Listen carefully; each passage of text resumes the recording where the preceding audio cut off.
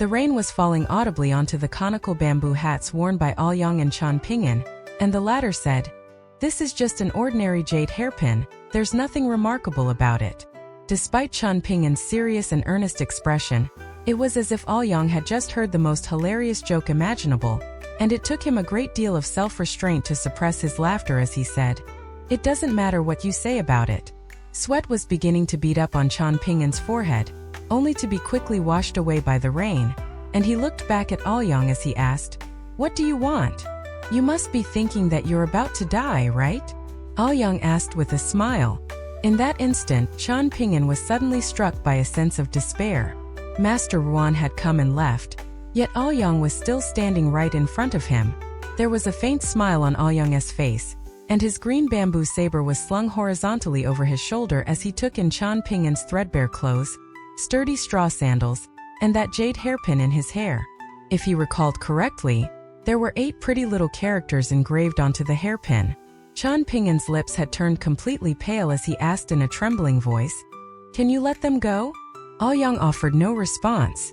While staying up in front of the lamp that night prior to setting off on this journey, Chan Ping'an had visualized as many difficult situations as he could think of.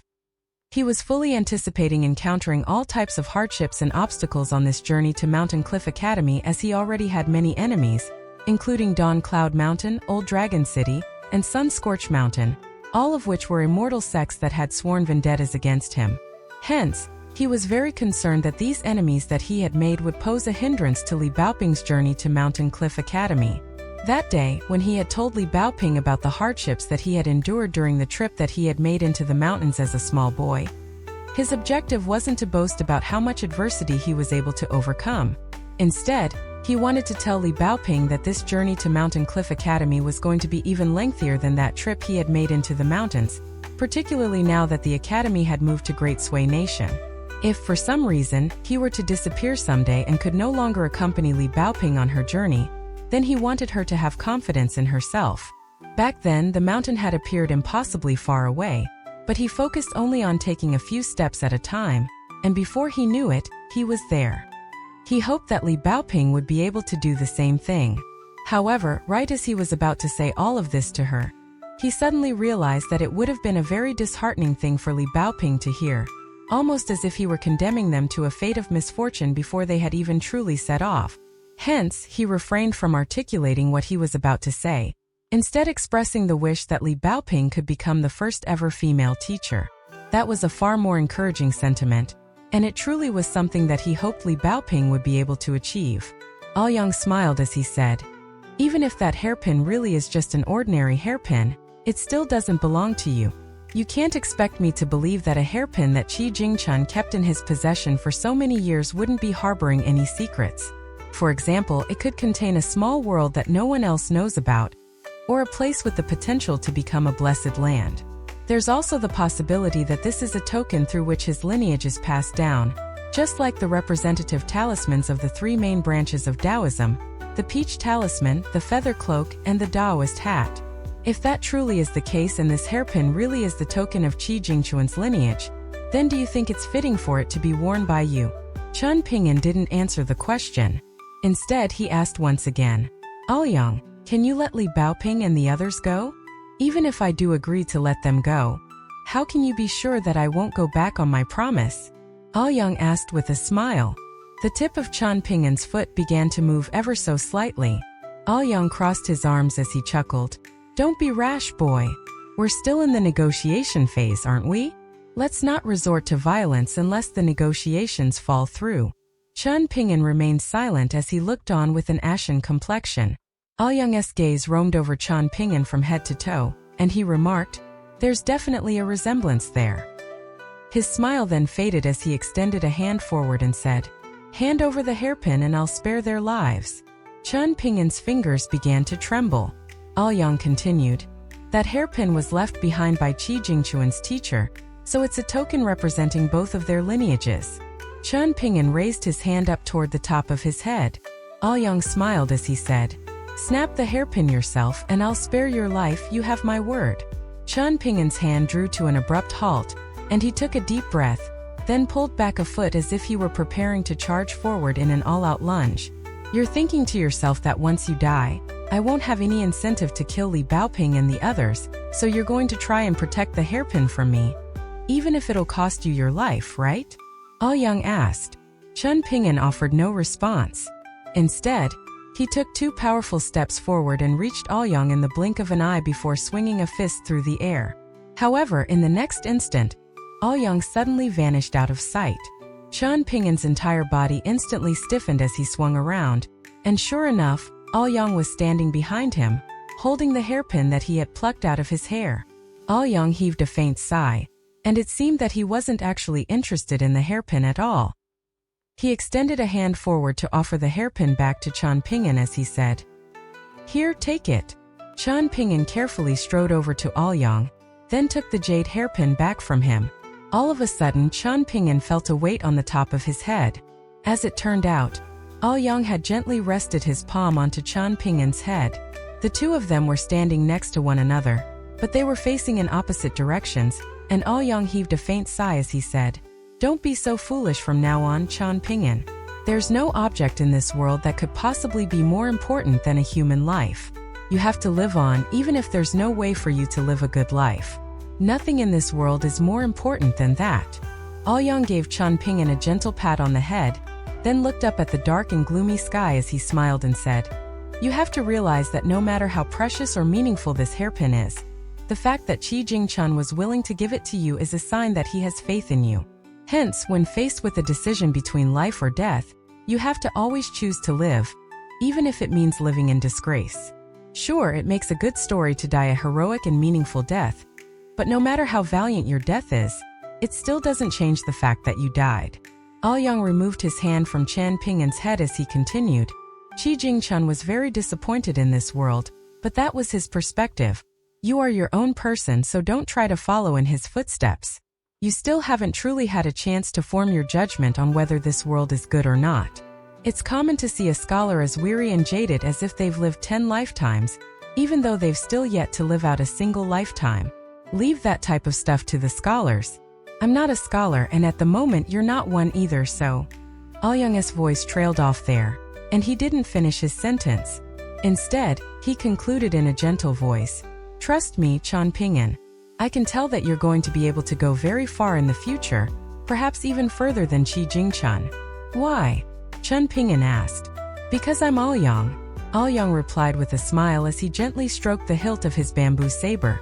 In the end, the 2 of them made their way down from the mountain summit in silence. "What are we going to do with those 2 on the hill?" Chen Ping'an asked. "They're dead, are they not? So just leave them be," Aoyang replied. Chen Ping'an wanted to say something further, but ultimately decided not to dwell on this topic. Instead, he changed the subject and asked, "Why didn't you take the hairpin?" A forlorn look appeared on Aoyang's face as he sighed. "Only after grabbing the hairpin from you did I realize that it really is just an ordinary hairpin. So what point is there for me to keep it?" Chen Ping'an was speechless upon hearing this. Aoyang shook his head as he mused. "All true scholars live in poverty. That's something that you'll come to understand in the future. To be honest, I should have already anticipated this. Given the personalities of Qi Jingchen and his teacher, it's only to be expected that they would pass down an ordinary hairpin." Aoyang suddenly smiled as he turned to Chen Ping'an and said, "You know, you've taken something that I thought was as good as mine, so I came all this way for nothing." Chen Ping'an had no idea what Aoyang was referring to. "I should have already carved out a character at that place, but after coming all this way, I've ended up with nothing, so you really have to thank me for sparing you," Aoyang grumbled. "If you don't become powerful enough to carve out at least 2 or 3 characters at that place someday, I'm going to beat the crap out of you." "Aoyang, can you say something that I can actually understand?" Chen Ping'an groaned in an exasperated manner. "Sure," Aoyang chuckled. "My name Aoyang, Liang as in kindness. And I'm a swordsman," Chen Ping'an concluded for him. All of a sudden, a faint smile appeared on Aoyang's face, and he slapped a palm down onto Chen Ping'an's shoulder as he declared, "In that case, it's decided."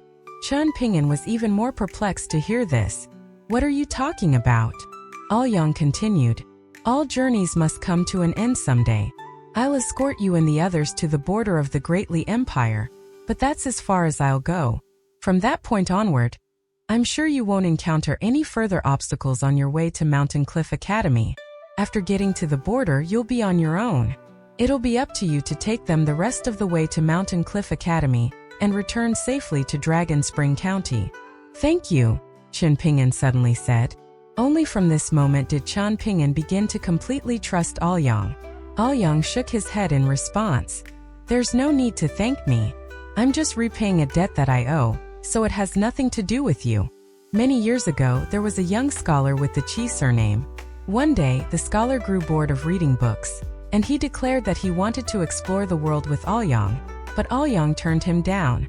He felt like if he had exercised just a bit more patience at the time, then Qi Jingchun wouldn't have met such an unfortunate fate. There's something you need to know, Chen Ping'an, Aoyang suddenly said. What is it? Chen Ping'an asked. When faced with godly beings like myself, you need to respect them from the bottom of your heart, Aoyang said in a meaningful voice. Can you beat Zhuhou in a fight? Chen Ping'an asked with a curious expression.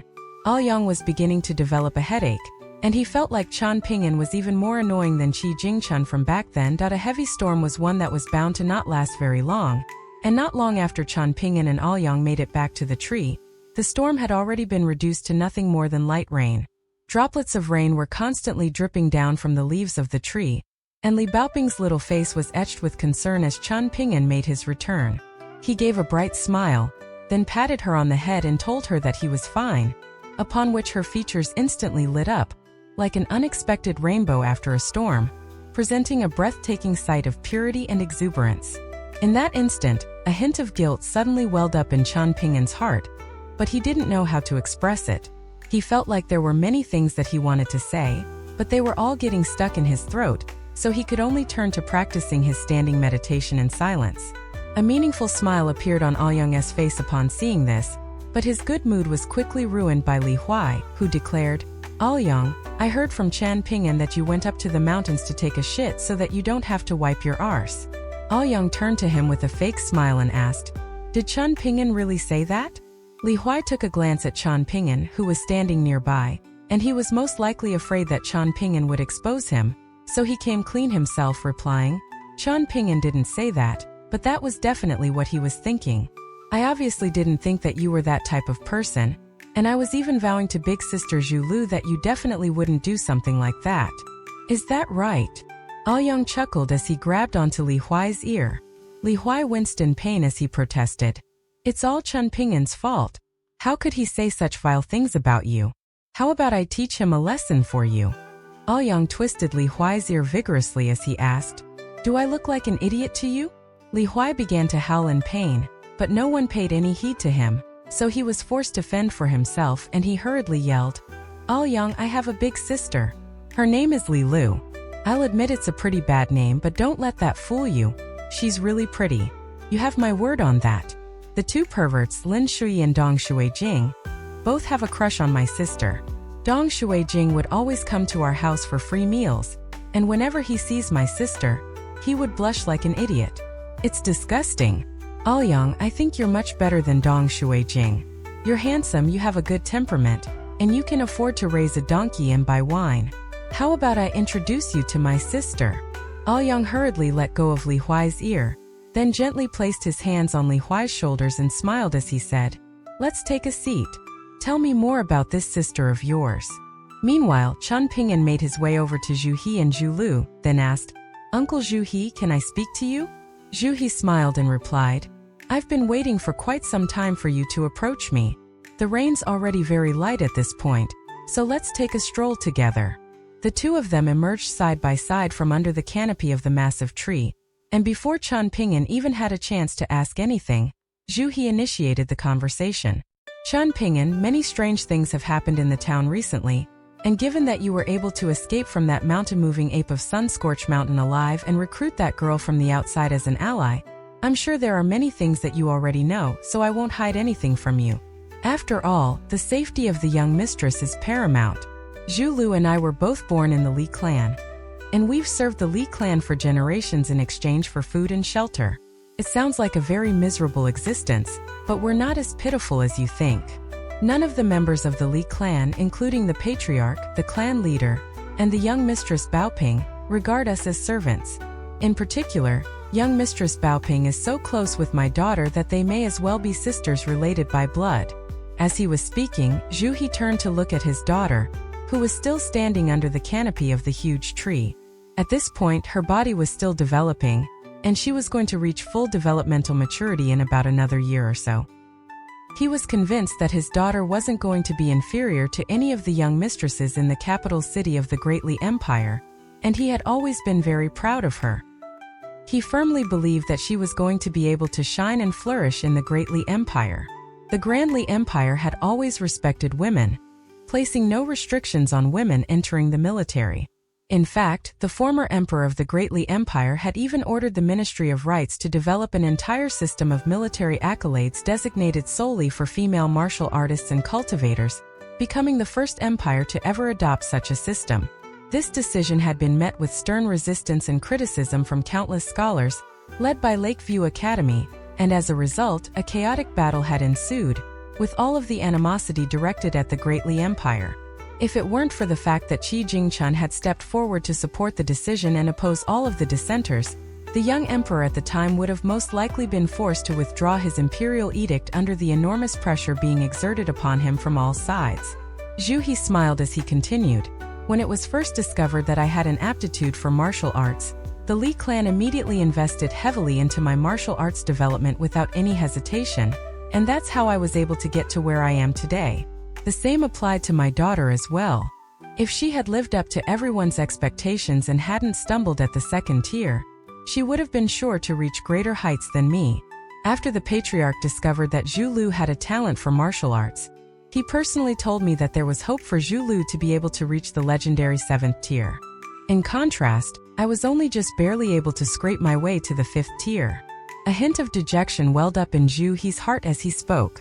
For martial artists, battles of life and death against evenly matched opposition were a key element of their development. If a martial artist were to rely on their aptitude alone, then they weren't going to get very far. Furthermore, if one were to miss the prime opportunity for a breakthrough and fail to climb up the ranks in one go, then their courage and vigor would be whittled down further and further, ultimately making it impossible for them to advance beyond a certain point. Zhu suppressed the dejection in his heart as he continued. We were assigned to accompany the young mistress on this journey out of the Great Li Empire as we were situated closest to her. On top of that, we're both decent martial artists, and I wouldn't dare to proclaim that we possess any exceptional powers, but at the very least, we are absolutely loyal to the young mistress. This is also the first time that the young mistress has made such a long journey, so she needs someone to take care of her in her daily life, and Zhu Lu is a suitable candidate for the role. Young Mistress Baoping is the child that our patriarch cherishes the most in the entire clan, and it was actually supposed to be none other than our patriarch himself accompanying her on this journey. However, after that Aoyang appeared, our patriarch returned to the town. Now that there are no longer any restrictions in the town, he'll be able to absorb the spiritual energy of heaven and earth without any limitations. Essentially, this is the equivalent of cultivating in a blessed land, and the patriarch's breakthrough is imminent. This is an opportunity that cannot be missed, and he feels content to leave the young mistress in Aoyang's hands. After taking a moment to consider his words, Zhu continued, Our patriarch is quite broad-minded and has a unique outlook on life. He loves our young mistress with all his heart, but when it comes to this journey that she's undertaking, not only is he not insisting on keeping her by his side so that he could constantly protect her, he declared instead that this was a journey that she had to undertake. On top of that, she has to complete the last part of the journey on her own. This was the type of courage and resilience befitting of a member of the Li clan.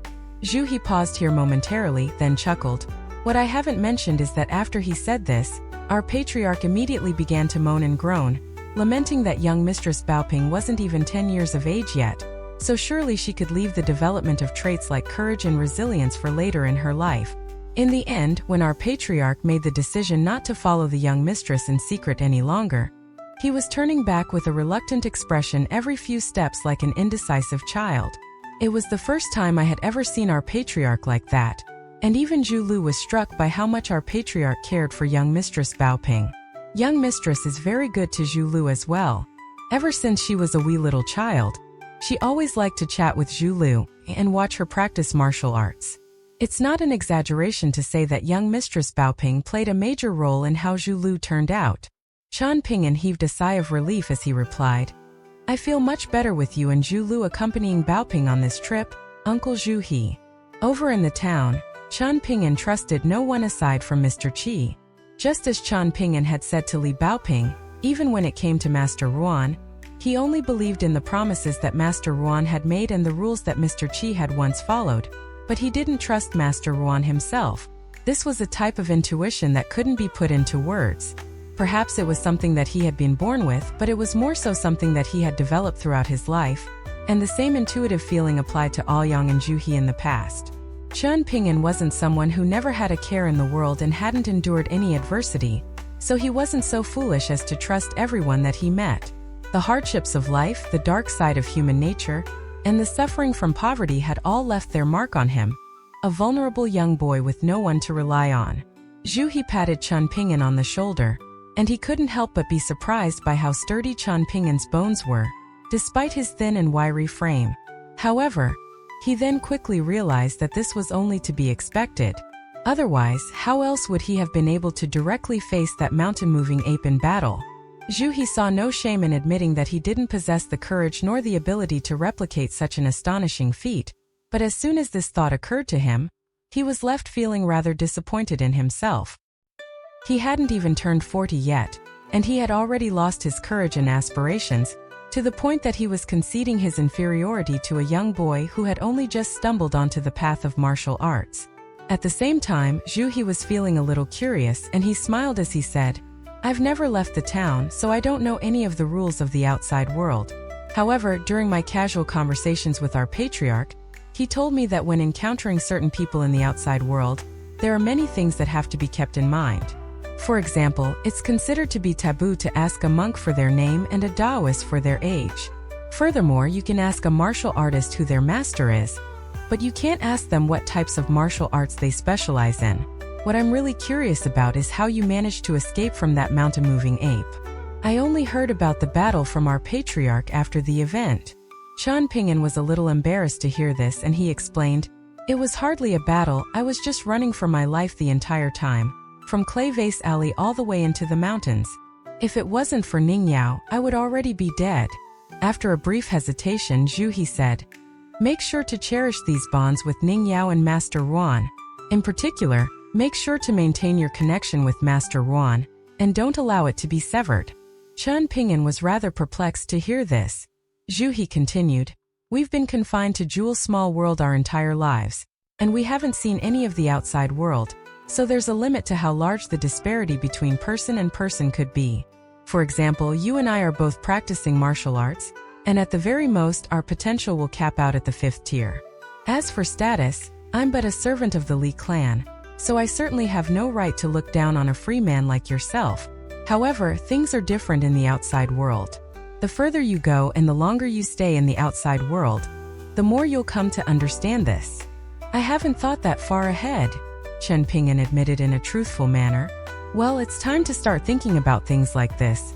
Zhu He chuckled. Chen Ping'an nodded in response. He had always been very appreciative of any kindness displayed toward him. As for those who had wronged him, he would remember what they had done if he couldn't retaliate right away. There was still a long way for him to go, so there was plenty of time for retribution under the canopy of the tree.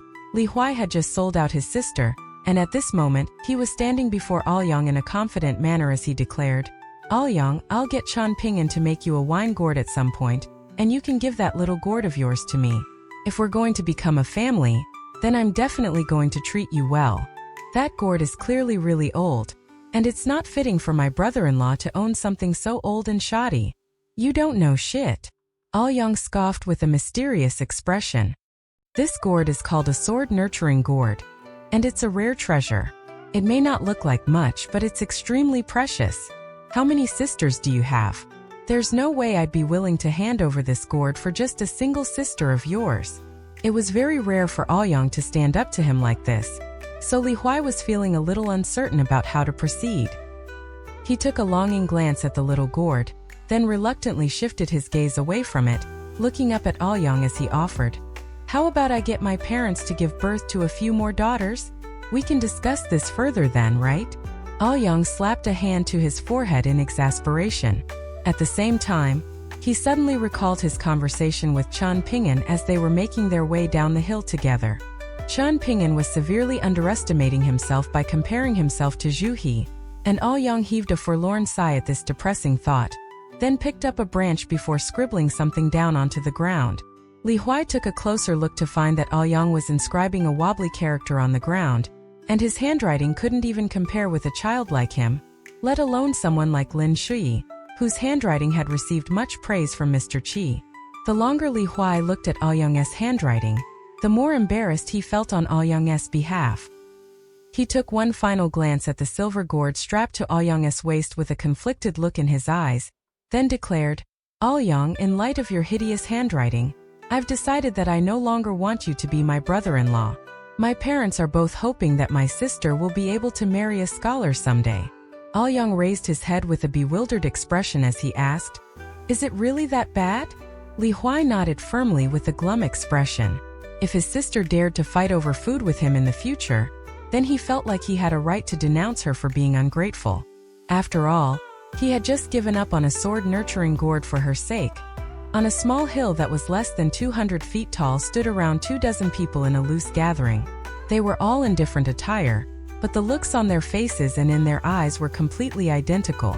A burly man was knelt down on one knee, carefully examining a pair of stiff corpses. He used his fingers to pry back the eyelid of one of the bodies, revealing an eyeball that resembled a piece of cracked porcelain. The short woman, who had changed into cotton clothes worn by the common woman, slowly made her way up the hill, followed by Donghua and Su Hunran. She refrained from approaching the two bodies, pinching her nose shut as she asked in a heavy nasal voice, "What happened here, Wang Yifu?" Wang Yifu heaved a faint sigh in response. Both of them were killed by a single strike from a master blade user. Their bodies are completely unharmed, but their meridians have all been shattered, and their internal organs have completely rotted away. A grim look appeared on the woman's face as she mused. How is it possible that two master martial artists of such a high caliber have appeared in our great Li Empire without being detected? Song Chongjing has always been responsible for supervising the border, and he's always proclaimed that nothing gets by him. Why is it that he was unable to detect anything this time? Could it be that he intentionally let the perpetrators go?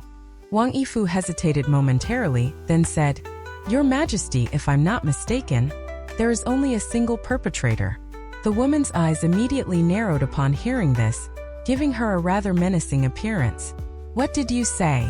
Wang Yifu pointed at the necks of the two bodies, and there was a thin red line visible on each of them. This line runs continuously across the necks of the two deceased individuals, so it's clear that both wounds were dealt by a single slash. The woman took a deep breath, trying to repress her fury and killing intent as much as possible as she sneered. "Since when did Wind Snow Temple become such an unrivaled sect? You're telling me that a random martial artist from Wind Snow Temple was able to kill those two as easily as if he were killing a pair of chickens? Do you know who those two were, Wang Yifu?" Su Hunran, educate General Wang and teach him a good lesson. An awkward look appeared on Su Hunran's face, but he had no choice but to do as he was told, and he explained, "One of those was a martial artist who recently reached the 7th tier and was adept in fist techniques and close-quarters combat, while the other was an 8th tier cultivator specializing in both flying swords and Taoist talismans. Over the past 2 decades, the two of them had undertaken 6 assassinations together, and they had never failed even once. In addition to that, both of them were A-list masters under Her Majesty's Bamboo Leaf Pavilion." The woman was fuming, but she had been suppressing her rage this entire time, and she decided to vent her fury on Su Hunran as she screeched, "Su Hunran, tell him their names. Even dead people still have names." Su Hunran hurriedly lowered his head in a submissive manner as she declared. The name of the martial artist was Li Ho, while the name of the cultivator was Hu Yinglin. Both of them had served Her Majesty with their lives and made significant contributions to our great Li Empire. The woman's expression finally eased slightly, but a defeated look then quickly appeared on her face as she sighed. "That's right, their names were Li Ho and Hu Yinglin. They were the ones who killed Yi Qing, the general defending the border of your Lu Empire. To think that they would perish on the soil of our great Li Empire, as opposed to dying on the battlefield or in the territory of an enemy nation. Perhaps the woman realized that she had made a fool out of herself in front of Wang Yifu with her lack of composure, so she decided to get back at him as she scoffed. Come to think of it, Yi Qing's assassination was quite an amusing affair. In the beginning, we had thought that someone as important as Yi Qing would definitely have several powerful cultivators protecting him from the shadows. Hence, in order to get rid of him, I had no choice but to join forces with my uncle. To my surprise, the entire process was ridiculously simple. They infiltrated the border, snuck into Yi Qing's camp, then killed him before making their escape, and the Lu Empire displayed no reaction at all. I had heard that Yi Qing had made enemies out of several immortal sects on the border, but surely that didn't warrant him being ostracized in the imperial court to such an extreme extent. Didn't the emperor of your Lu Empire always hold immortals in the highest regard? Why was it that in the end, only one immortal sect was willing to go down with your Lu Empire? The woman was feeling much better after getting all of that off her chest. She didn't mind suffering as long as there was someone else with her suffering more than her. And similarly, in her eyes, a blessing may as well have been a curse if someone else with her received a greater blessing than her.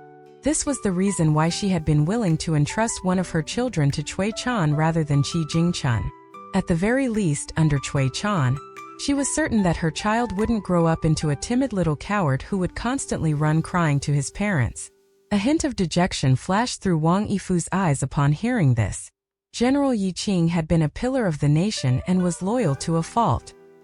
He had defended the border of the Lu Empire for 30 years, withstanding 3 major assaults from the army of the Great Li Empire. There was one time many years ago when Song Chongjing had almost perished in battle, and he had cursed Yi Qing countless times for being a stubborn old fart. However, following his death, just the subject of conferring a posthumous title to his name was one that was heatedly debated in the imperial court for 10 days, and ultimately, the posthumous title conferred to him was one that far understated his contributions to the empire. As a result, the 60,000-strong border army completely lost faith in the empire and gradually fell apart. In the end, Song Chongjing was able to crush the Lu Empire's border army with ease, and the first thing that he did after storming into the territory of the Lu Empire was to go to Yi Qing's grave to offer up some wine and incense. Following that event, the Great Li Empire's Ministry of Rites attempted to impeach him for this gesture, but they were rebuked by a memorial submitted by Song Chongjing to the emperor, one that contained only a single statement: "There are heroes outside of our Great Li Empire as well." Upon receiving this memorial, the emperor of the Great Li Empire had erupted into laughter and expressed his unreserved approval of this statement. He then remarked to the eunuch beside him that these were clearly words that came straight from Song Chongjing's heart, but he had definitely gotten someone else to write the memorial for him. The woman had been closely observing the changes in Wang Yifu's expression this entire time, and even though she still couldn't be completely sure that he wouldn't turn on her, this was still an encouraging sign in her eyes. If he wasn't even displaying normal emotions anymore, then that would be an indication that he was burying his emotions under an unshakable resolve, and the only possible objective for him to direct this resolve toward would be to resurrect the Lu Empire. If that were the case, then he really did have a death wish. Wang Yifu was a martial artist who had only known battle his entire life, so it would be quite remarkable if he had the mental and tactical wherewithal to put on such a convincing act. However, even if he really were putting on an act, she had nothing to fear. A perplexed look appeared on Su Hunren's face, and he mused, "Her Majesty has already promised Master Ruan that she wouldn't strike within the boundaries of Dragon Spring County, and we've also sent messages to Li Hou and Hu Yinglan, instructing them to proceed with caution and to hold off until they reach the border of the Great Li Empire.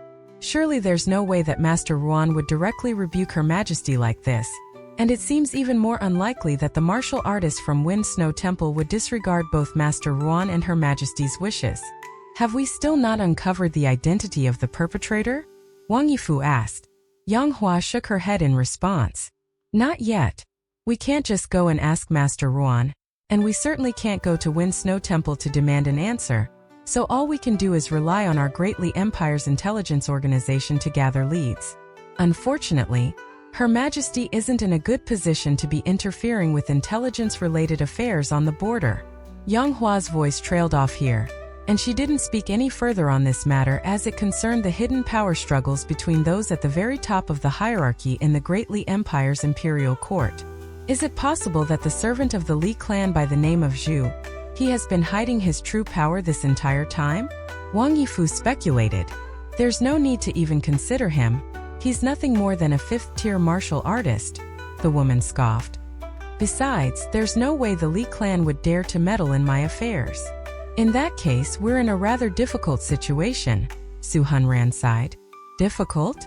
Not at all, the woman declared with a bright smile. I'll return to the capital right away and complain to His Majesty. In this case, the perpetrator had broken the rules of the Great Li Empire first, so the emperor would definitely be willing to stand up for her. Now that Li Baoping had a brand new bookcase, she had to transfer everything in her basket into their new home. Taking advantage of this opportunity, Chen Ping'an and Li Baoping snuck away to a secluded spot far away from Li Huai and the others to go through their belongings, just to make sure that nothing was missing or damaged. Chen Ping'an also removed the basket from his back, and inside it was an old sword crafted from locust wood, which he speculated was something that Mr. Qi had bestowed upon him. Chen Ping'an and Li Baoping were both of the opinion that Mr. Qi was responsible for the jade hairpin that had inexplicably appeared in Chen Ping'an's hair, so by extension, the wooden sword had to have been from him as well. During the day, Chen Ping'an would keep the wooden sword in his basket, and only late at night, when there was no one else around, would he pull it out and place it across his knees. Whenever he did this, his heart would always be filled with a sense of peace and serenity. Among Chen Ping'an's collection of snake gall pebbles was a yellow pebble, within which were a series of veins that would glow a beautiful golden color under the light of the sun. The other 12 small snake gall pebbles had already lost their former bright and vibrant coloration, but all of them had a very fine and smooth texture, indicating that they were no ordinary pebbles. Li Baoping loved these little pebbles with all her heart, and she was holding the yellow one on the center of her palm as she said, "Make sure you never sell this pebble, Junior Uncle. As for the other 12 pebbles, if you're going to sell them, be sure to find a buyer who appreciates their true value. Otherwise, we won't be able to sell them for anywhere near what they're worth." Of course, Chen Ping'an replied with a smile. There was also a rectangular chunk of black stone that was around a foot in length in the basket, and it looked a lot like dragon-slaying platform, but Chen Ping'an couldn't be sure whether it was actually dragon-slaying platform or not. He recalled that Ning Yao had once told him that in order to split a piece of dragon-slaying platform to craft the best whetstone under the heavens, not only were the services of a sword immortal required, a very valuable weapon also had to be sacrificed. Of course, in the eyes of the current Chen Ping'an, any powerful or precious weapon or item could be considered valuable, just like how in Ning Yao's eyes, the combat prowess of all of her opponents could be measured by how many Chen Ping'ans they equated to. Chen Ping'an knew that this definitely wasn't something that Master Ruan had given him, so was it Mr. Qi who had bestowed both the wooden sword and the whetstone upon him? Or was this attributable to some mystical ability unleashed by that ethereal woman in white? Alternatively, could it have been something left to him by Ruan Xiao? Chen Ping'an was beginning to develop a headache as he mulled over this matter. Ruan Xiao had left 1 gold ingot, 2 silver ingots, and a pouch of normal copper coins in Li Baoping's basket. One time, Li Baoping unintentionally opened her money pouch, and only then did Chen Ping'an discover, much to his surprise, that there was a gold essence copper coin mixed in with the normal copper coins inside. This good fortune coin had definitely been slipped into the pouch by Ruan Xiao in secret. At the time, Chen Ping'an had been so startled that he had immediately begun sweating profusely. If he had failed to notice the gold essence copper coin, only to spend it as an ordinary copper coin, just the mere thought of such an egregious waste of a gold essence copper coin struck him with the urge to slap himself. Chen Ping'an organized every single one of their belongings in a neat and appropriate fashion, much like a woman who was accustomed to planning and saving, meticulously organizing a small home. Whenever Li Baoping saw this, she would be struck by the urge to smile, and she couldn't help but be impressed by how well organized Chen Ping'an was. At the same time, she would wonder to herself just how exceptional a woman would have to be in order to be worthy of becoming Chen Ping'an's future spouse.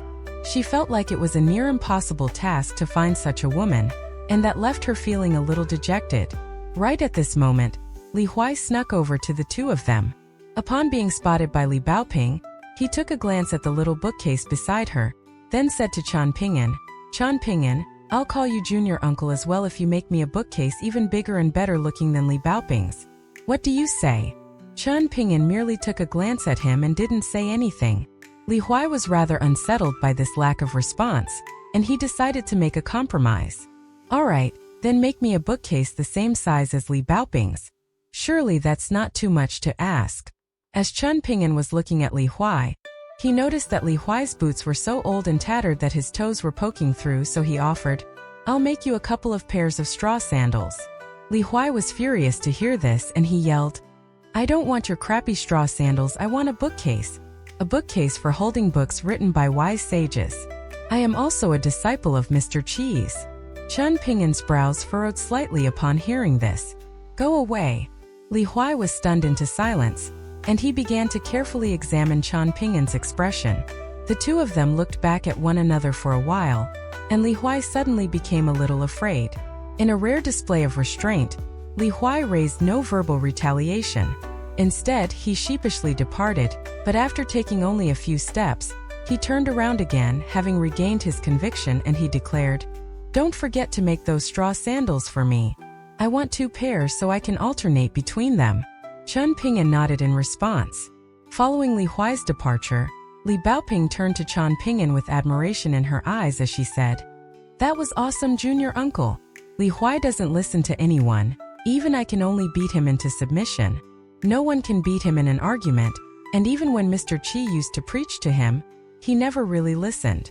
Chan Ping'an patted Li Baoping on the head, then hoisted his basket onto his back as he said, It's time to set off. In a couple more days, we should reach the official road of the Great Li Empire. Li Baoping did as she was told, putting her little bookcase on her back. As they resumed their journey, Aoyang was constantly having to suppress the urge to criticize Li Baoping's fashion choices. He really wanted to tell Chan Ping'an and Li Baoping that if it weren't for the fact that Li Baoping was so adorable that she could wear anything and still look good, the color combination of her red jacket and her green bookcase would be enough to have bystanders rolling with laughter. All of a sudden, Li Baoping remarked, Now that I think about it, Li Huai kind of resembles that snotty brat that used to live on Clay Vase Alley with you. Chan Ping'an faltered slightly upon hearing this, and it seemed that he had never compared the 2 children. After carefully considering this notion for a moment, he shook his head as he replied, They're not that similar. You'll understand what I mean if you ever get a chance to meet Gu Ken at some point. Li Baoping merely nodded in response and quickly forgot about the subject altogether. This was just a passing thought for her anyway, and her mind quickly wandered to envisioning what the official road of the Great Li Empire was like. Initially, Chan Ping'an had actually shared Li Baoping's opinion in thinking that Li Huai and Gu Ken were quite similar.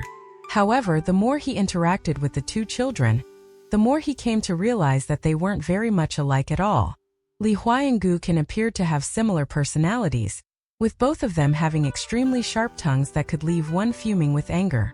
However, in Chan Ping'an's eyes, they were quite different. On the surface, both of them came from impoverished upbringings, and it seemed that nothing ever got to either of them. Gu Ken always appeared to be quite sneaky with his eyes constantly darting around, but he had developed intelligence and wisdom beyond his years, more so as a self-protective mechanism. In contrast, Li Huai was purely a nasty little hedgehog that reveled in poking everyone he could with his sharp spikes. This was because both of his parents were still alive, and he also had an older sister, so his personality wasn't all that complex. In addition to that, he had gone to school, and his classmates were all children slightly older than him, so overall, he hadn't had to endure much hardship. The same didn't apply to Gu Ken. He had been raised by his mother from birth, but it had to be said that his mother hadn't done the best of jobs at times, resulting in Gu Ken enduring much more hardships than the average child. Chan Ping'an once saw a drunkard stumbling out of Clay Vase Alley while mumbling profanities, and he just so happened to run into Gu Ken, who was on his way home after playing outside.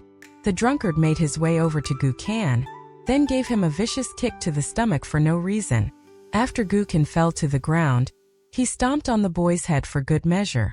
All Gu Ken could do was clutch at his own stomach as he curled up into a ball against the foot of the wall, unable to even cry out. Thankfully, Chan Ping'an just so happened to see what was happening, and he immediately rushed over before sending the drunkard stumbling back with a punch then hurriedly hoisted Gukin onto his back and rushed him to the Yang family's medicine shop. Otherwise, who knew what would have happened to the poor child? As a result of his difficult upbringing, Gukin was particularly spiteful and prone to holding grudges. He always kept a mental record of everyone who had wronged him, such as which bitter shrew had once verbally abused his mother, or which shameless man had run their mouths to hit on his mother. A total of 7 wells had been dug at the blacksmith shop, providing sweet and refreshing water. It was said that Master Ruan, who had lived on Dragon Riding Alley for a while, was an immortal swordsmith, and even the imperial court held him in very high regard. The officials from the Ministry of Rights and Governor Wu had gone to visit him in person, so it was all but confirmed that Master Ruan was indeed an extremely important figure. Many people wanted to send their children to the blacksmith shop to work, but unfortunately, the blacksmith shop was no longer hiring. However, there was one time when Master Ruan had gone into the town to buy wine, and he had chosen 2 children to become apprentices of his. The next day, the wine shop was absolutely packed to the rafters, with parents and guardians dragging their children along. The problem was that no one was there to buy wine, and everyone was waiting for Master Ruan to show up in the hope that their children would catch his eye. However, the children didn't care about all of that. They were merely excited to be out of the house, and all of them were playing to their heart's content, causing a massive commotion. Prior to the arrival of Governor Wu Yuan, the residents of the town had been aware that they were citizens of the Great Li Empire, and that the dragon kills were being used to produce imperial ware for the Great Li Empire's imperial family, but that was the extent of their knowledge. There were very few people coming in and out of the town, and there were virtually no cases of the town's residents leaving the town to visit extended family, seek out education, or marry to other places. Thus, there was no exchange of information with the outside world, and the only people in the 4 surnames and 10 clans aware of what the outside world was like didn't dare to reveal these secrets to anyone else. Only the fortunate children who had their bonded porcelain chosen were granted the opportunity to go and see the outside world, and prior to the collapse of Zhuhou's small world, it was impossible for anyone who left the town to return home, as that was the rule stipulated by the 4 sages many years ago. According to the announcement posters put up by the county office and the explanations provided by those who knew how to read, the mountains of Dragon Spring County had previously been too precarious to traverse safely. The imperial court had gone to great lengths to establish roads through those mountains, and in order to accomplish this objective, it had to gift those mountains to certain important figures who were drawn to the county for its natural resources. At the same time, a group of people led by the officials of the county office began to inform the county's residents of various rules, as well as how they should coexist with outsiders. For example, it was prohibited to point at outsiders for no good reason, children were not allowed to run into pedestrians on the streets, and it was strictly prohibited to touch the steeds of outsiders without permission. If any altercation were to arise, then those involved had to report the matter to the county office. They were not to make decisions on such matters on their own, and instead, it had to be left to the officials of the county office to pass judgment in these cases. The 4 surnames and 10 clans weren't overly enthusiastic about these changes, nor did they do what they could to help the county office carry out its work. Instead, they merely passively observed, and as for whether they were waiting to see those at the county office make a fool out of themselves, the answer to that question was quite apparent to Wu Yuan and those sly old foxes. Ruan Xiao had grown up her entire life in Wind Snow Temple, so the massive changes sweeping through the town didn't have much of an impact on her, nor did she really care. She had been in a foul mood ever since she had encountered that short woman. Not only had that woman barged into Chen Pingan's residence without permission, she had broken the copper locks on the yard gate and the front door as well. While Ruan Xiao was visiting the residence to do some cleaning, she just so happened to run into the people who were changing the locks, and she had stormed over to them in a fit of fury and demanded that they tell her what had happened. Those people seemed to have been aware of her identity, and they immediately apologized, treating her with the utmost respect. But whenever she asked them who the main culprit behind all of this was, they would play dumb and insist that they also had no idea who was behind this. In the end, Ruan Xiao could only demand that they hand over the old locks, as well as keys to the new locks, before returning to the blacksmith shop, only to run into that shameless woman, who had blatantly lied to her face, telling her that she had broken the locks by accident. Ruan Xiu had also followed through on her agreement with Chen Ping'an and hired some people to repair that uninhabited and dilapidated house on Clay Vase Alley. There was a huge hole in the roof, and the wooden beams were severely rotten and decayed, while the red paint was beginning to peel away. Ruan Xiu had instructed the tilers she had hired to do a meticulous job and to be thorough while carrying out the repairs. However, even after that, she still didn't trust them to do a good job, so she stayed behind for a long time to supervise their work. There was also the matter of the pastry shop and the Berklover shop, both of which now belonged to Chen Ping'an. Most of the old employees of the two shops had already left, so she was forced to hire more. She didn't dare to choose any of the sly and cunning candidates, so she asked people from the blacksmith shop to recommend some honest and hardworking women to help her look after the shops. The pastry shop continued to sell various types of cakes and snacks, while the Berklover shop continued to sell miscellaneous items, including things like antiques, ornaments, artworks, old artifacts, and just about everything else. Whenever Ruan Xiu wasn't busy at the blacksmith shop, she would be resting on the counter of one of the shops with an absent-minded expression, and it was often the case that entire days would go by for her like this. She wasn't required to bring in customers, and she wasn't good at bartering either. Both of these shops belonged to Chen Ping'an, so if she could have her way, then she would sell every single piece of pastry for the astronomical price of several taels of silver each. However, deep down she was still a pure and kind-hearted girl, so her conscience didn't allow her to do something like that. At the moment, she was wondering if she should hire a few employees who were more observant and cunning, and could help generate more revenue for the shops.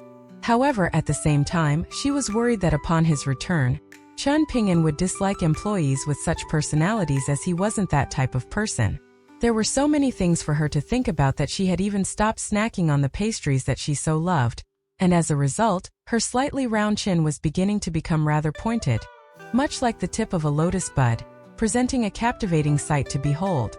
Ruan Xiu had proposed on several occasions that if she were bored in the town, then she could go and pay a visit to Divine Elegance Mountain and Gallant Spear Mountain to appreciate the natural scenery there. However, she was never too keen on the idea and was always making up one excuse or another, so after a while, Ruan Xiu no longer made this suggestion to her. Funnily enough, the more she whiled away her days in a daze like this, the more energetic and focused she would feel while forging swords.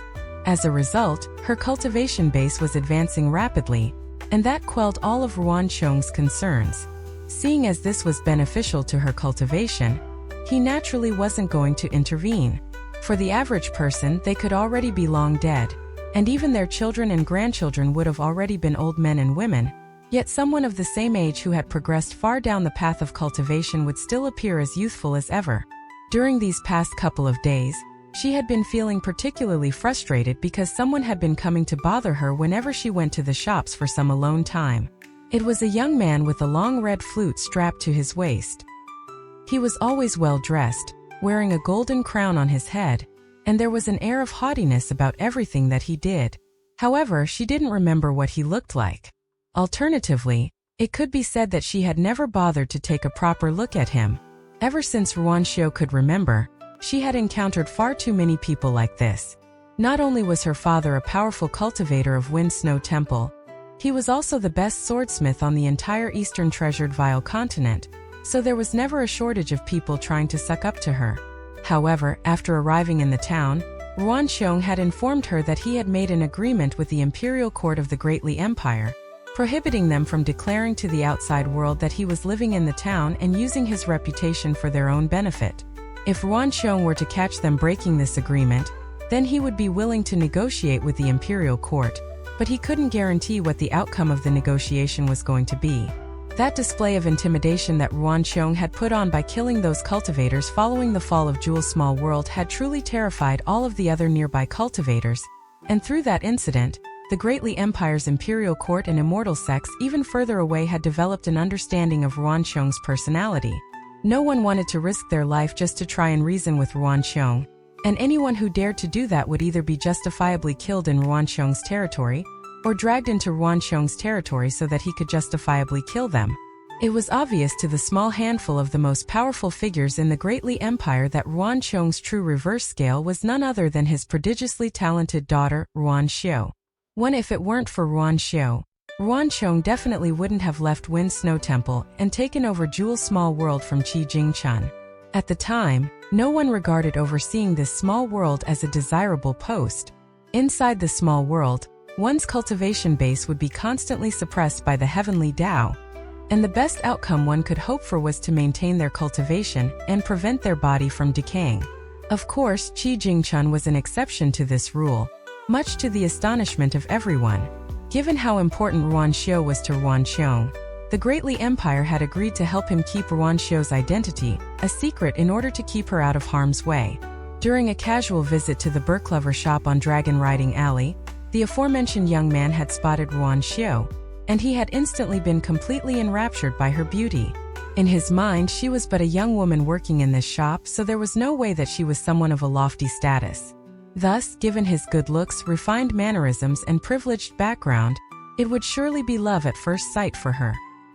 He could already envision her begging him to become his personal maidservant, just so she could remain by his side.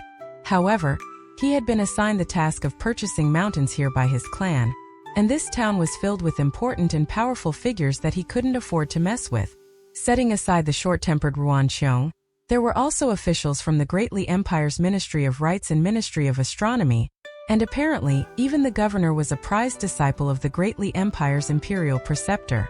Hence, his father had told him that he had to keep a low profile after arriving in the town, and that if he were to get himself into trouble, then his clan wouldn't step in even if he were to end up dead. Hence, he certainly didn't dare to do whatever he pleased, as he could back in the territory under his clan's jurisdiction. Besides, even though he was well versed in abducting women that caught his fancy, he much preferred having a woman be with him of her own volition. Never would he have guessed in 1,000 years that this lazy young woman who was constantly resting on the counter in a daze would be Ruanqiong's daughter.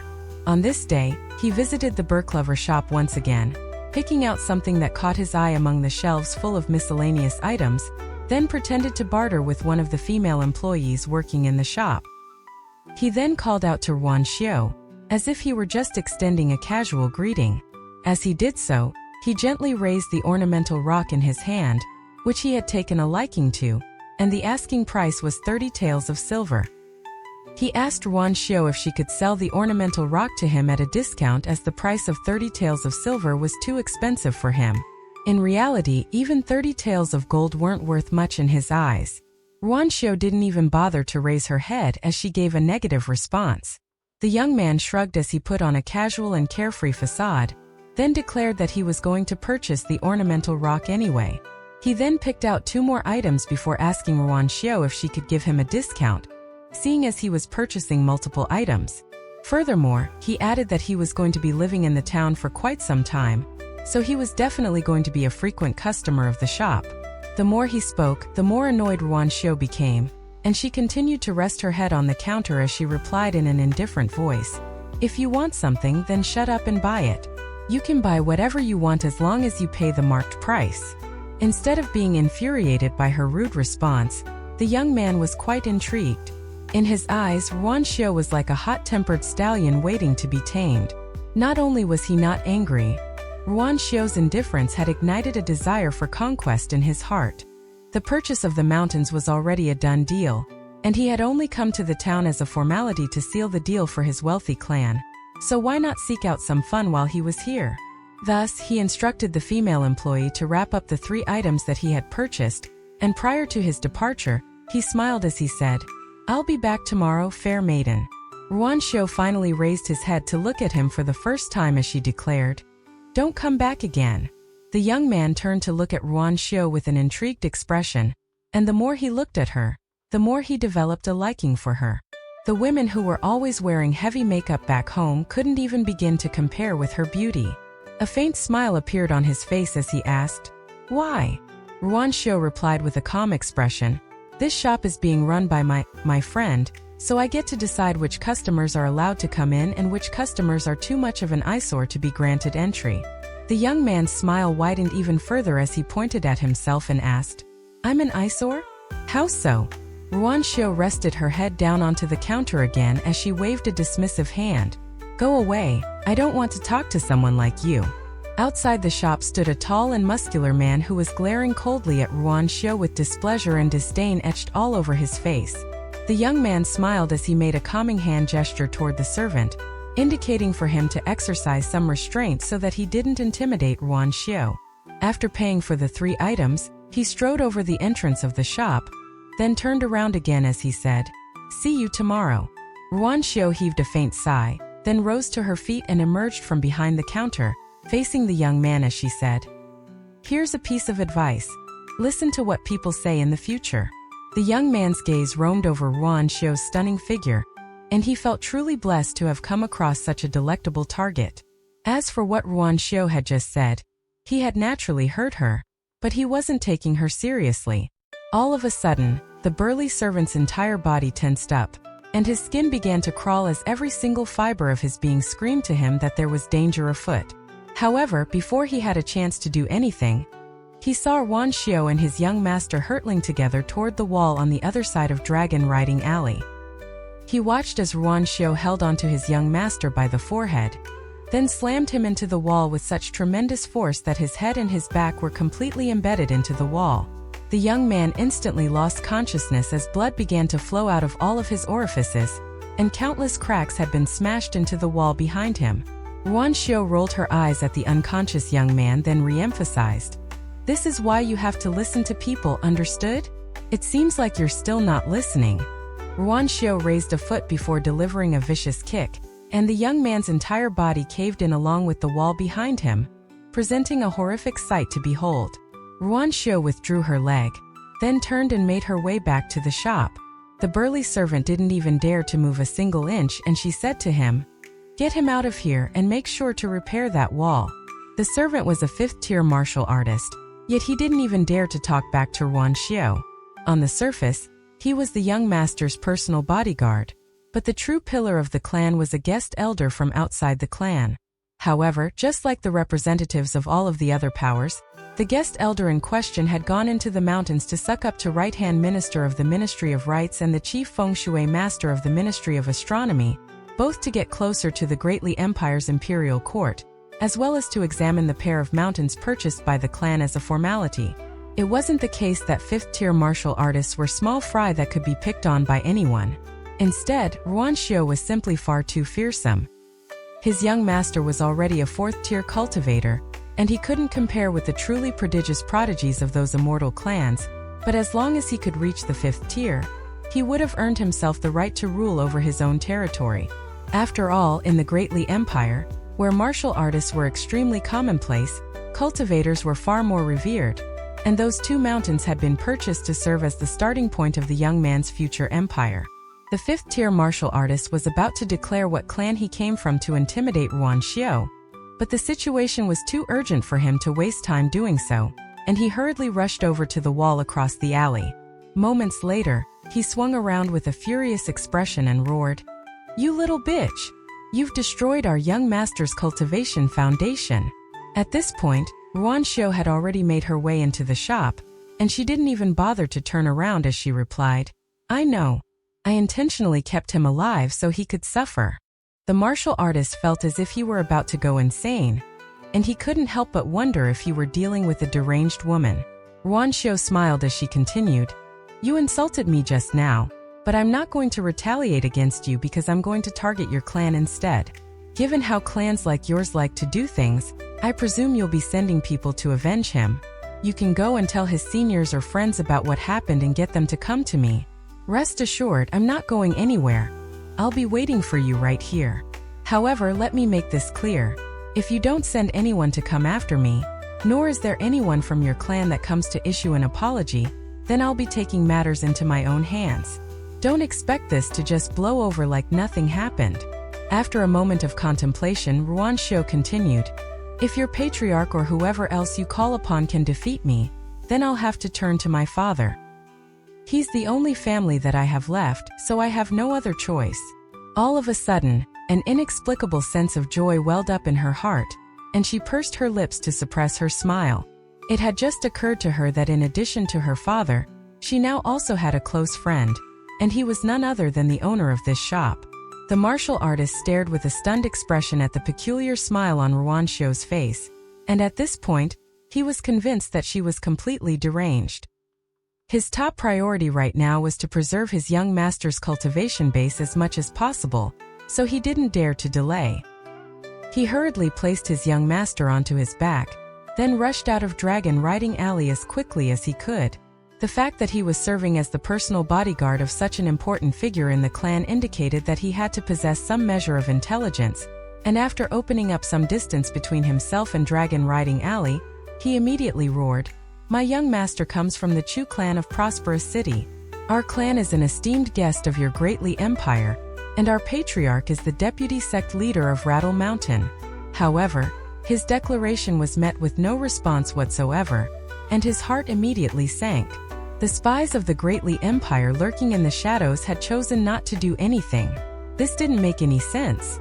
The martial artist was fleeing like a wounded dog, and he couldn't help but wonder if his young master had inadvertently picked on someone that he couldn't afford to mess with. However, their patriarch had informed them that aside from Ruan Qiong and the officials of the Greatly Empire stationed in the county, there was no one else that they had to worry about. So why was it that a random young woman working in an ordinary shop had turned out to be such an astonishingly formidable martial artist? In the distance, a young man was seated atop a concealed wall with his chin resting on his hand, and he yawned before sneering to himself, "Do you really think our Greatly Empire is afraid of your Chu clan?" He then withdrew his gaze before turning to the Berklover shop, where Ruan Xiu was no longer behind the counter, and he chuckled, as expected of the most easygoing woman in all of Wind Snow Temple. His smile then quickly faded as he continued to survey his surroundings. At the first sign of any unrest, he had the jurisdictive power to summon all of the nearby spies of the Greatly Empire to hunt down any target that he stipulated, regardless of the identity of the target and the consequences that would be incurred.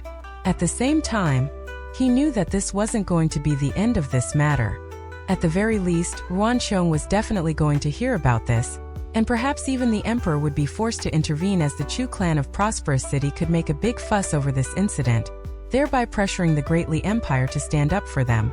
At the moment, the Greatly Empire was at the height of its powers, so it didn't fear anything, but it regarded criticisms raised by scholars very seriously. Both the former emperor and the incumbent emperor were very tolerant of scholars and treated them with great generosity. The female employees in the shop were also terrified that they barely even dared to breathe. Normally, Ruan Xiu was a very amicable and pleasant young woman, and they had never imagined that she would be capable of something like this. Meanwhile, Ruan Xiu continued to rest on the counter in a daze. All of a sudden, a thought occurred to her, and she pulled a little pebble out of a drawer, then placed it onto the counter. She then rested her cheek on the counter before playing with the pebble with her finger, watching it roll back and forth. The sight of the gorgeous young woman was truly a feast for the eyes. In the southwestern region of Dragon Spring County, the terrain of Downtrodden Mountain was unique compared to all other mountains in the area, making it particularly eye-catching. A group of people arrived on the border of Dragon Spring County, then descended onto the ground in accordance with the rules laid out by Ruan Qiong, continuing their journey on foot rather than remaining in flight. They were going to enter the mountains to inspect Dragon's Pine Mountain, the mountain that was laden with dragon-slaying platform. That was going to be the largest whetstone on the entire Eastern Treasured Vial continent, even if it were split up into 3 parts. For this group of cultivators, traversing the mountain terrain on foot was not an arduous task. After all, the military and cultivators of Wind Snow Temple had always placed heavy emphasis on physical refinement, and this was a form of cultivation in itself as it trained both the body and the mind. Upon spotting Ruan Qiong in the distance, the 4 of them immediately sped up, then cupped their fists in a collective salute toward him. Ruan Qiong wasn't very high up in Wind Snow Temple hierarchy when it came to seniority, but he had a fantastic reputation. After establishing his sword forge, which was renowned across the entire continent, he had forged around a dozen swords for his fellow sect members, making many friends in the process. However, there was one particular incident that had earned Ruan Qiong the approval of all 6 branches of Wind Snow Temple. In the central region of Eastern Treasured Vial continent was a powerful empire known as the Water Talisman Empire, and Great Emovilla was one of the top immortal sects in that empire.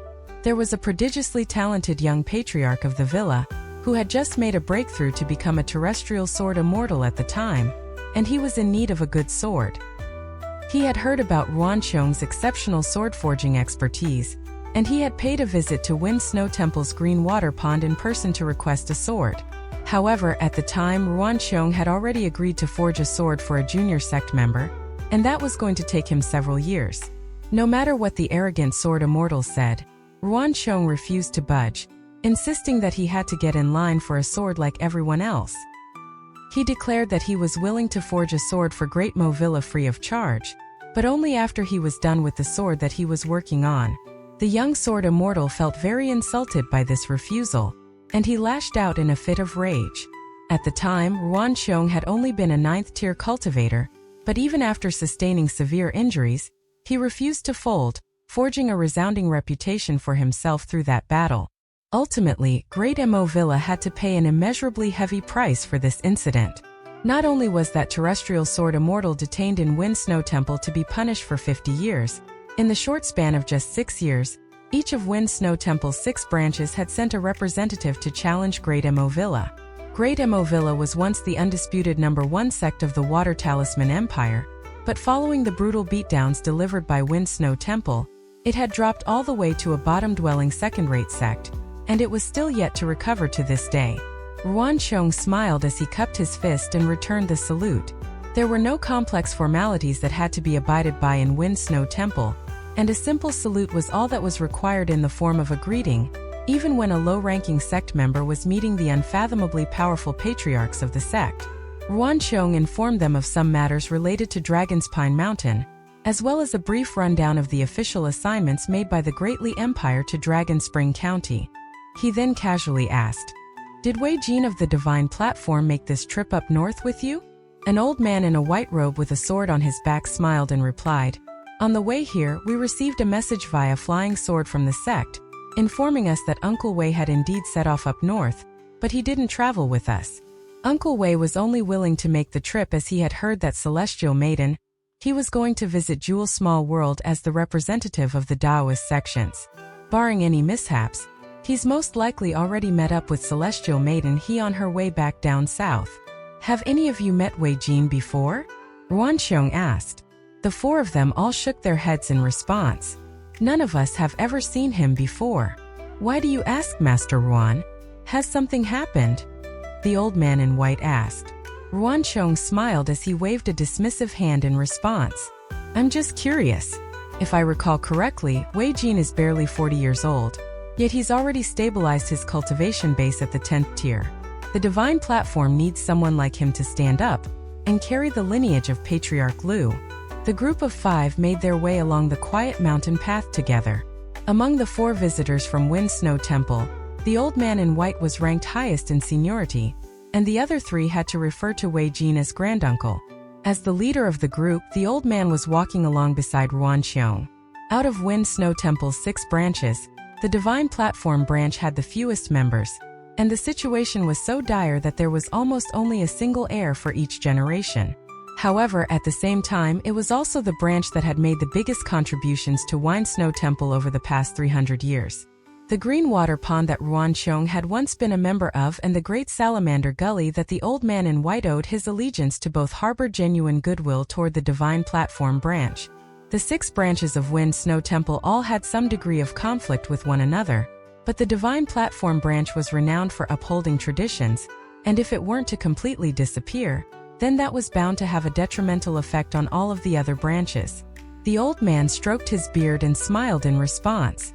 "Uncle Wei is an exceptional talent, and even though he always likes to keep to himself, he's forged a resounding reputation for himself across the continent. Perhaps the next time we see him, he'll have already become the youngest cultivator on Eastern Treasured Vial continent to reach the upper 5 tiers. The brighter the star, the more attention it'll attract," Ruanqiong cautioned. "An exceptional talent like him needs to be particularly careful." The old man turned to look at Ruanqiong, and upon seeing the solemn look on Ruanqiong's face, he immediately understood his concerns. "Upon my return to Wind Snow Temple, I'll raise a proposal to the sect leader to summon Uncle Wei back to the sect. Regardless of what his plans are, it would be best for Uncle Wei to wait until he reaches the upper 5 tiers before going out into the world on his own." Ruanqiong nodded in response. "That is the right approach to take. Having wandered the continent for so many years, Wei Jin will have definitely seen just how sinister people can be, so I'm sure he'll appreciate the sect's good intentions. The old man opened his mouth to say something, but remained silent in the end. Ruanchong shook his head as he said, "If Wei Jin is ultimately unwilling to return to Wind Snow Temple to cultivate, then that will be up to him." All of a sudden, Ruanchong turned his gaze toward the town, and he cupped his fist in a parting salute as he declared, "Looks like Xiuxiu has run into some trouble. I have to go take a look, so this is where we'll part ways for now." The old man raised an eyebrow, and killing intent began to emanate from his body as he said, "Master Ruan, if you don't want to get your hands dirty, then just leave it to me. Who would dare to pick on Xiuxiu? Do they have a death wish?" "Don't worry, it's not a big deal," Ruanchong replied with a reassuring smile, then sprang up into the air and vanished in an instant. Meanwhile, the other 3 cultivators from Wind Snow Temple were rather taken aback by how fond of Ruanxiu the old man seemed to be. During the past dozen or so years, the old man had been traveling the world, so he was absent from the sect and wasn't all that familiar with Ruanxiu. In fact, he was far more familiar with the other 3 cultivators than he was with Ruanxiu. In contrast, Patriarch Qin of the Great Salamander Gully had taken a liking to her very early on. The old swordsman wore a tranquil expression as he slowly continued onward, and something that Patriarch Qin had said to him in private sprang into his mind. Wind Snow Temple is too small a place for Ruanxiu to realize her full potential. Meanwhile, Ruanchong made his way into the Berklover shop, and after a brief hesitation, he decided to refrain from speaking to his daughter in the official dialect of Eastern Treasured Vile Continent. The female employees in the shop had only learned some simple phrases in the official dialect so that they could communicate with customers, but there was still a chance that one of them could overhear and understand what he said to his daughter. With that in mind, Ruanchong gently tapped the counter with his finger, and Ruanxiu raised her head with a puzzled expression as she asked, "What are you doing here, father? Weren't you working in the forge today? Come out for a bit, I need to speak to you," Ruanchong said in a gentle voice. The 2 of them left the shop, then made their way down the sparsely frequented dragon riding alley. Following Ruanchong's arrival, all of the nearby spies of the Greatly Empire had retreated as a silent gesture of respect toward the esteemed sage. Ruanchong was quite pleased to see this. As the saying went, the devil was always in the details, and this meticulous attention to detail was one of the reasons why the Greatly Empire had been able to come so far. Ruanxiu was a little annoyed as she asked, "Did the Chu clan from Prosperous City go to complain to you? Let me make this clear. I gave him multiple warnings before I attacked him." Ruanchong smiled as he replied, "The Chu clan wouldn't dare to bother me with such a stupid complaint. In fact, I'm guessing that they'll be sending someone bearing presents to issue an apology to me soon." Ruanxiu murmured in a disdainful voice, "Just the sight of that bastard was making my stomach turn. He's just like that filthy woman. Both of them are laden with bad karma. If someone like him were to reach the middle 5 tiers, he would ruin countless people's lives. If I wasn't worried about causing trouble for you, I would have killed him right there, and then so that he wouldn't be able to spread any more filth to the world." Ruanchong took a deep breath, and sweat began to bead up on his forehead. Thankfully, he had released his aura just now to encompass the entirety of Dragon Riding Alley, so that no one would be able to eavesdrop on their conversation. Otherwise, if what Ruanxiu had just said were to reach the ears of the wrong people, then the consequences would have been catastrophic. There were countless cultivating clans and sects in the world, and among the 100 schools of thought, those from the school of naturalists were the ones most proficient at gleaning the fortune and karma of others. However, those abilities were virtually all developed through cultivation, and their so-called mystical abilities had to be honed slowly and meticulously over long periods of time.